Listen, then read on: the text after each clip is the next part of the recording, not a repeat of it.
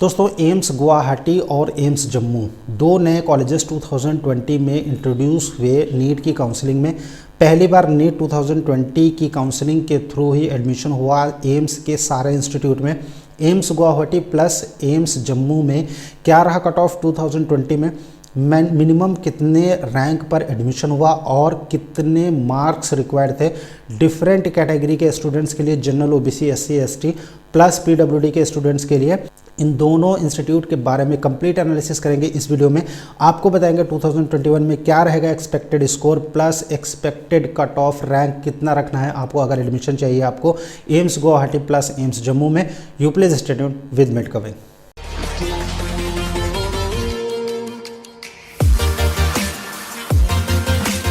सो students, बात हो रही है एम्स जम्मू और गुवाहाटी की, और इन दोनों कॉलेज के बारे में अगर हम बात करें देन फ्रेंड्स ये दोनों कॉलेज 2020 में इनको एफिलिएशन मिला। नए कॉलेज ओपन हुए एम्स की ओर से, सेंट्रल गवर्नमेंट की ओर से, और इसी साल यानी 2020 में इन कॉलेज में एडमिशन हुआ। नीट 2020 के थ्रू ही एम्स के सारे कॉलेज में एडमिशन हुआ। पहली बार ऐसा हुआ, नहीं तो इससे पहले एम्स अपना खुद का एग्जामिनेशन कराती थी।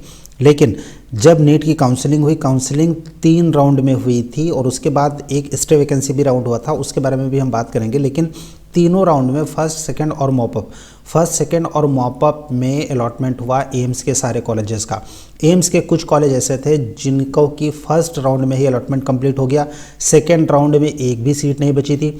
कुछ कॉलेज में सेकेंड राउंड के बाद सीट फुल हो गई थी, कुछ में मॉपअप के बाद हो गया था। लेकिन कुछ कॉलेज ऐसे भी थे जहां पर 1 या 2 सीट बाकी थी और जिनको कि फिल किया गया था स्ट्रे वैकेंसी के राउंड की ओर से, राइट।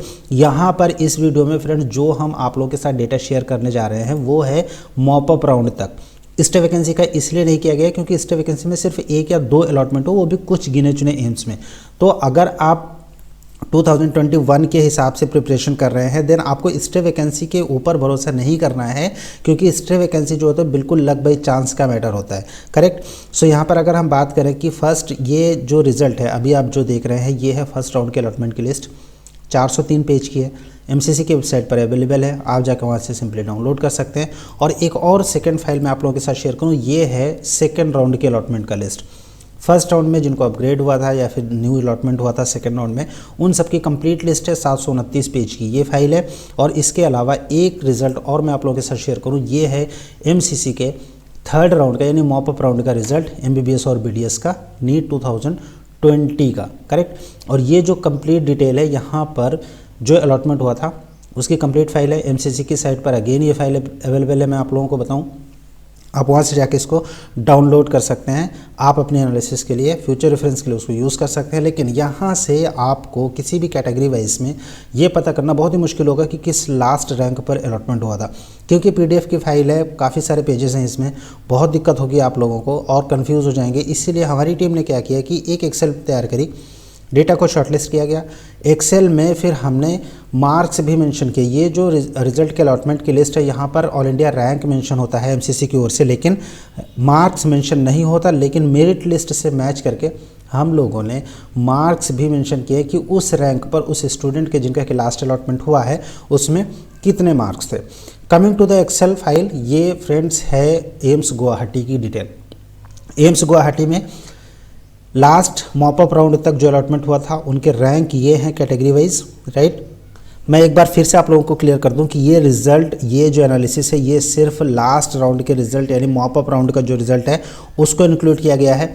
स्टे वैकेंसी को इंक्लूड नहीं किया गया है। स्टे वैकेंसी में सिर्फ 1 या 2 सीट अवेलेबल थी, कुछ कॉलेजेस में 4-5 सीट अवेलेबल थी। लेकिन कैटेगरी वाइज की अगर हम बात करें तो फिर 2-3 सीट से ज़्यादा अवेलेबल किसी भी एम्स में नहीं थी। और उस केस में जो अलॉटमेंट हुआ है उसमें लक बाई चांस का मैटर हुआ। 612, 615 तक भी आया है कुछ एम्स में, 1-2 एम्स की अगर मैं बात करूँ। लेकिन उस पर आपको भरोसा नहीं करना है। अगर आप 2021 की प्रिपरेशन कर रहे हैं और आप टारगेट कर रहे हैं एम्स गुवाहाटी को या फिर एम्स जम्मू को, तो फिर कितने मार्क्स होने चाहिए? मॉपअप राउंड तक ही आप भरोसा कर सकते हैं कि मॉपअप राउंड तक हमें एटलीस्ट इस रैंक के अंदर होना चाहिए, so that you can get admission in AIIMS Guwahati और एम्स जम्मू, करेक्ट। सो एम्स गुवाहाटी की अगर हम बात करें देन जो हाईएस्ट अलॉटमेंट यानी हुआ था, यानी जो सबसे लोअर रैंक पर अलॉटमेंट होता वो पीडब्ल्यूडी, ओबीसी पीडब्ल्यूडी में हुआ था। 2,92,311 रैंक पर मार्क्स थे 319, जनरल पीडब्ल्यूडी के केस में ये था 2,29,488 मार्क्स थे 364। एसटी के केस में था 73,225 एआईआर रैंक और मार्क्स रिक्वायर्ड थे 516। एससी के केस में मार्क्स रिक्वायर्ड था 535, 59,261 रैंक।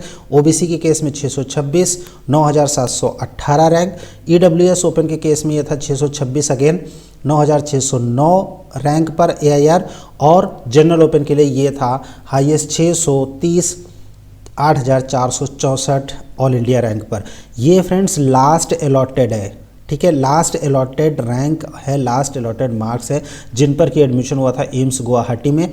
इससे ऊपर के जितने मार्क्स होल्डर थे और जिन्होंने प्रेफर किया था एम्स गुवाहाटी, उनको फर्स्ट और सेकंड राउंड में फिर मॉपअप राउंड में अलॉटमेंट हुआ था एम्स गुवाहाटी में। करेक्ट। 2021 की प्रिपरेशन कर रहे हैं, ये जो रैंक है ये आपको रखना ही पड़ेगा एम्स गुवाहाटी के लिए।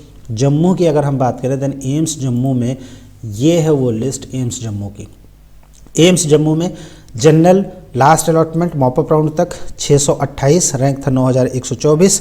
ईडब्ल्यूएस के लिए 626 मार्क्स 9,799 रैंक होल्डर। ओबीसी के लिए 625 10,243 रैंक होल्डर। एससी के लिए 533, एसटी के लिए 509। जनरल पीडब्ल्यूडी के लिए ये था 468 और ओबीसी पीडब्ल्यूडी के लिए ये था 235 नंबर। एम्स जम्मू में अगर आप 2021 की प्रिपरेशन कर रहे हैं फ्रेंड्स, आपको ये जो रैंक है कैटेगरी वाइज, आपकी कैटेगरी जो भी है उस कैटेगरी के हिसाब से आपको ये रैंक रखना ही पड़ेगा। मार्क्स में थोड़ा सा ऊपर नीचे हो सकता है, लेकिन ये मार्क्स और इससे अच्छे मार्क्स अगर आप रखते हैं, no doubt you will be getting admission in AIIMS Jammu in 2021। So 2021 की प्रिपरेशन कर रहे हैं। प्रिपरेशन के लिए अगर आपको स्टडी मटेरियल्स की चाहिए डिफरेंट पब्लिकेशन की, वीडियो के डिस्क्रिप्शन में अवेलेबल है, आप वहाँ से जाकर उसको चेक कर सकते हैं, बाई कर सकते हैं या फिर प्रीव्यू भी कर सकते हैं आप अपनी स्टडी के लिए। नेक्स्ट वीडियो में फ्रेंड्स एम्स मंगलागिरी, एम्स तेलंगाना, इन सब बारे में बात करेंगे।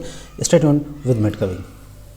So friend, how was this video? If you like this video, please do share this content with your friends, as well as please do not forget to subscribe our channel so that you never miss an important update regarding NEET 2020 and 2021. Thank you for watching Medcoming. Thanks a lot.